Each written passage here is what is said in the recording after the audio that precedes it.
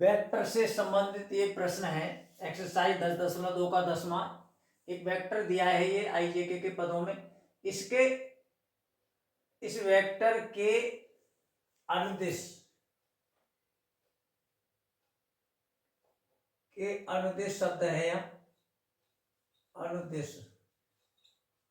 इस वेक्टर के अनुदिश एक वेक्टर निकालना है, दूसरा एक सदिश निकालना है। इसकी विशेषता है उस सदिश की जो हमें निकालना है उसका परिमाण 8 है और दिशा कौन सी रही, वो ये है। इस वेक्टर की जो दिशा है वही उस वेक्टर की दिशा है जिसे हम निकालना चाहते हैं और उस वेक्टर का परिमाण 8 है।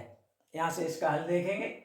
मान लिया कि ये वेक्टर जो दिया हुआ है वो ए है, तो ए है तो इसे ए के बराबर लिख लिया और इसका मॉड निकालते हैं। पहले इसका परिमाण क्या है, पहले दिए गए वेक्टर का वो निकालते हैं। तो मॉड कैसे निकालते हैं परिमाण किसी वेक्टर का, इनके गुणांकों का, आई के गुणांक को लिखेंगे, वर्ग करेंगे 5, जे का गुणांक -1 है, वर्ग कर दिया, के का गुणांक 2 है, वर्ग कर दिया। ये सब जोड़ के एक ही बार में लिख देते हैं। 25, 1 26 और 4 29। ये दिए गए वेक्टर का परिमाण है। हमें जो वेक्टर चाहिए उसका परिमाण है 8 और हम ये जानते हैं किसी वेक्टर की दिशा में मात्रक सदिश निकालना जानते हैं। तो ए की दिशा में मात्रक सदिश होता है, ए के ऊपर कैप लगा देंगे और इसी वेक्टर में इसी के परिमाण का भाग लगा देंगे तो वो इकाई वेक्टर आ जाता है। तो ये वेक्टर दिया हुआ वेक्टर लिखा जाएगा 5i माइनस का जे प्लस का 2k अपॉन अंडर रूट में 29। ये वेक्टर है जो दिया था ये, इसकी दिशा में ये मात्रक सदिश है।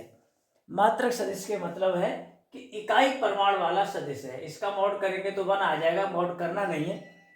तो ये मात्रक सदिश हो गया। लेकिन हमें सदिश चाहिए जो 8 परिमाण का है और ये सदिश जो है इकाई परिमाण का है जिस पर कैप लगाए। तो इसमें 8 का गुणा कर दें तो 8 परिमाण का सदिश हो जाएगा। ये इस सदिश की वही दिशा है जो ए सदिश की है।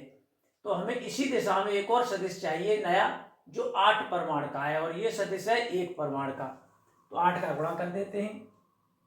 अतः अभीष्ट सदिश, अभीष्ट माने वह जो होना चाहिए जिसे हम तलाश रहे हैं, बराबर ये एक ही दिशा में है 8 परिमाण का। तो 8 इंटू इकाई सदिश ए कैप, ए कैप का मान लगा दो। ये 8 लिखे 5i माइनस का जे प्लस का 2k अपॉन अंडर रूट में 29। अंडर रूट के 29 यही लिखे देते हैं।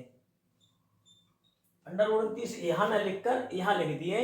ये अदिश राशियां इकट्ठी बनी रही और ये अलग। इस तरह से ये प्रश्न पूरा हो चुका है। धन्यवाद।